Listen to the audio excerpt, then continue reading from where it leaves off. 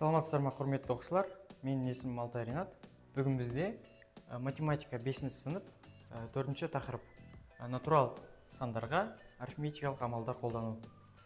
Біз алдыңғы сабақтарда өттік қой, натурал сандар дегеніміз ол мысалға бір жиын ішінде бір натурал сандар бар, бізде ең алғашқы. Ол бізде бірден басталып кете береді, оқушылар. Шексіз деп айтқан болатынбыз. Осы натурал сандарға арифметикалық амалдар қолдану. Ал арифметикалық амалдар дегеніміз не? Мысалға, арифметикалық амалдар мысалы ол қосу, және азайту, алу, және бізде көбейту, және бізде бөлу амалы бар, оқушылар. Осы 4 амалмен есептер шығаратын боламыз.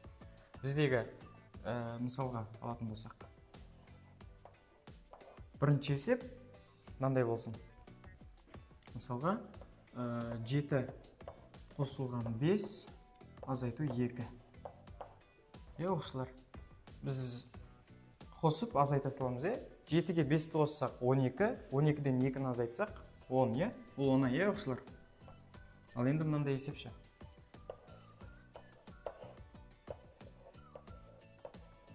200 бөлу 5 қосылған 3 азайту 7. Енді оқушылар, осындай есептер келсе, біз ең бірінші амалды орындамастан бұрын бөлу немесе көбейту амалын орындайтын боламыз.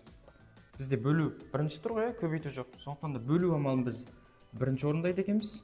Одан кейін қосу, одан кейін алу кете береді екен. Екінші амалымыз болады. Үшінші амалымыз болады, оқушылар. Енді 200-ді 5-ке бөлсек қанша болады? Біз оны баған түрінде бөліп көрейік. Мысалы 200 бөлу 5. Оқушылар, біз 5-ті баған түрінде бөлген кезде біз 2-ден берсек 5 2-ге жетпейді. 20-дан берсек жетіп тұр. Міне. 20-ны 5-ке бөлсек 4, 20, 0 шығып тұр. 0 болады. Сөзі 40 болады екен, оқушылар. Міне. 40. Бірінші амалымыздан бізден 40 шықты. 40 қосылған 3. Азайту 7. 40-қа 3 қоссақ 43. Одан біз 7-ні алып тастайтын болсақ,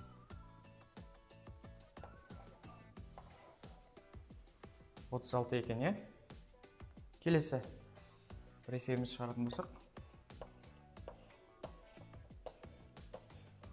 2023 қосылған 2024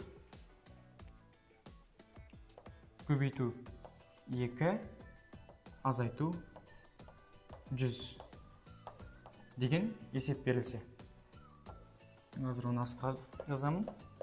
Енді оқушылар, қараңыздар. Бұл жерде 2023 қосу 2024 көбейтілген 2 азайтылған 100 деген есеп. Бізде ең бірінші осы амалдарды орындамасынан біз бұрын жаңа айттық қой, бірінші көбейту амалы немесе бөлу амалы орындалады. Одан кейін барып қосу, азайту кете береді. Ең бірінші бізде мысалына қосу, көбейту, азайту. Сондықтан да біз көбейту амал бірінші орындалады. Және де бізде қосу екінші орындаймыз. Азайту амалын үшінші орындаймыз. Біз оны баған түрінде көбейтсек, 2024-ті 2-ге көбейтеміз. Сондағысы бізде 2024 көбейту 2 баған түрінде көбейту деген оқушылар. Мысалы, 2 тұр ғой, жалғыз өзі. Оны әрқайсысын бөлік-бөлік көбейтіп жазып шығамыз. Мысалы, 2 көбейту 4 ол бізде 8, 2-де жердегі 2-4, 2-ні 0-ге көбейтсек, кез келген санды 0-ге көбейтсек, 0-дің өзі шығады, 0, және 2-ні 2-ге көбейтсек, бізде 4. 4048 екен, Бірінші амал бізде 4048 шықты. Енді бізде екінші қосу ғой, 2023-ке қосамыз. Енді азайтсақ жүзден. Мысалы осылар бүйтсек те болады. 2000 әрқайсысын қосып шықтық қой, қосып шығамыз. Так, біз мына біреу 1 дегеніміз осылар, ол бірлік. Мысалға 1 дегеніміз ол бірлік. Мысалы ол 10 болса, ол ондық, 100 болса, жүздік, 1000 болса, мыңдық. Міне, 1 сан тұрса бірлік, 2 сан тұрса ондық, 3 сан тұрса жүздік, 4 сан тұрса мыңдық деп аталады. Енді біз бүйтсек. Давайте біз мыңдықтарды бөлек-бөлек қосып жайық. Міне, 4048, осы 2023 қой, енді қараңыздар. Мына жақта 4000 бар, мына жақта 2000 бар. Давайте біз 4000 мен 2000-ді қосамыз. Сол кезде бізде болады екен. Астына жазсам. 4000-ға 2000-ді қоссақ 6000. Иә, осылар. Енді қараңыздар. Бізде жүздіктерді қосып. Жүздіктерді қоссақ, міне 48. Так, бізде осы жерде 23. 48-ге 23 қоссақ. Так, 40-ға 20-ны 60, 8-ге 3 11, 60-ге 11 қоссақ 71, е? Қосу 71, азайтылған 100. Сонда біз 6000-нан, давайте осылар біз 100-ді азайта саламыз. Сол кезде бізде 5900, е? 5900-ге 71-ді қоссақ 5971 шығады екен. Енді осылар біз математика 5-ші сыныптың 45-ші есебін шығарып көрейік. 45-тің 2-ші мысалы екен. Ол бізде 59057 бөлу 73 қосылған 239 көбейтілген 49 деп тұр. Мен алдында айтқанымдай, ең бірінші бізде көбейту немесе бөлу амалы орындалады. Одан кейін барып қосу амалы. 59057 бөлу 73-ті біз бірінші орындаймыз осылар. Екінші бізде көбейту амалы тұр мына жерде. 239 көбейту 49. Оның екінші амал. Және бізде қосу, ол бізде үшінші амал болады екен. Енді осылар біз 59057-ні бірінші орындаймыз ғой, бірінші орындаймыз. Баған түрінде бөледі екенбіз оны, бөліп көрейік. 59057 бөлінген 73-ке. Біз енді осы жерден қай сан жақын бізге? Бізге 8-ді алып көрсек, 8 жердегі 7, ол бізде 56, е? 59-ға жақын. Сондықтан да біз 8-ді алатын болсақ. 8 70-ге көбейтсек 560, 8 жердегі 3 24, сондықтан бізде мына жерде 584 шығады екен, е? Енді біз қараймыз.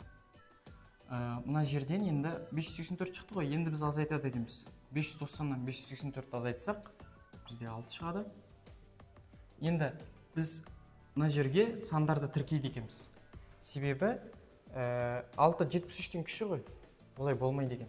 Біз сондықтан да 5 тіркесек 73-тен тағы кіші, ал 7-ні тіркесек осылай қалды, е? Біз сандарды тіркегеніміз үшін енді біз осы жерге 0 деген санды қояды екенбіз.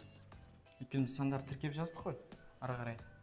Сондықтан да біз енді 657 73 қай сан екен?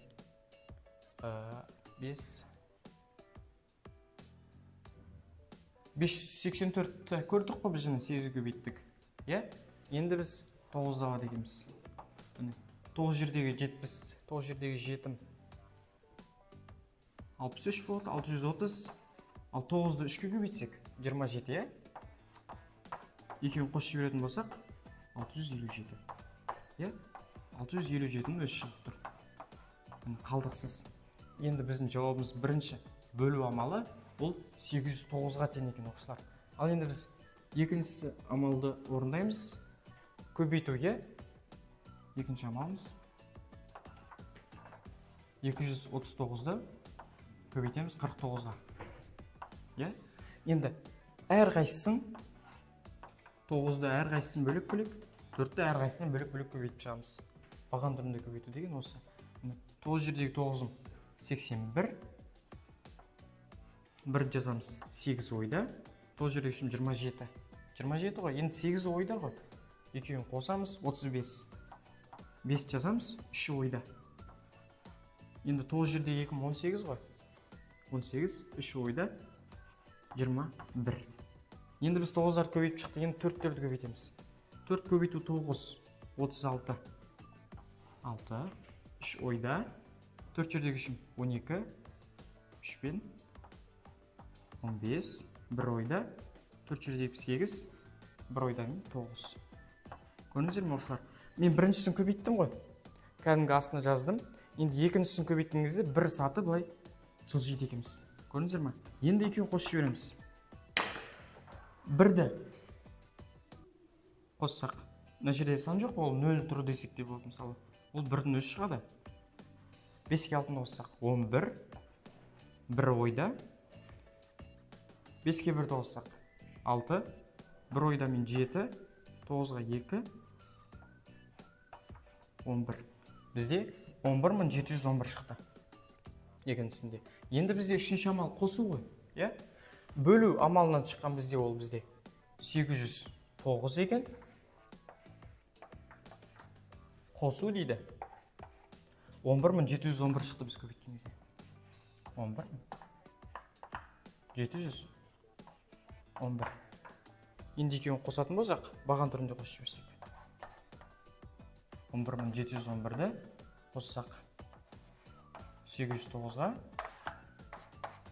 9-ға 1-ді қоссақ 10, 0 жазамыз 1 ойда, 0-ге 1, 1, 2 болады ойдағысымен, 8-ге 7-ні қоссақ 15, 5 жазамыз 1 ойда, 1, наяқ 2 болады, одан 1. Жауабымыз бізде 12520.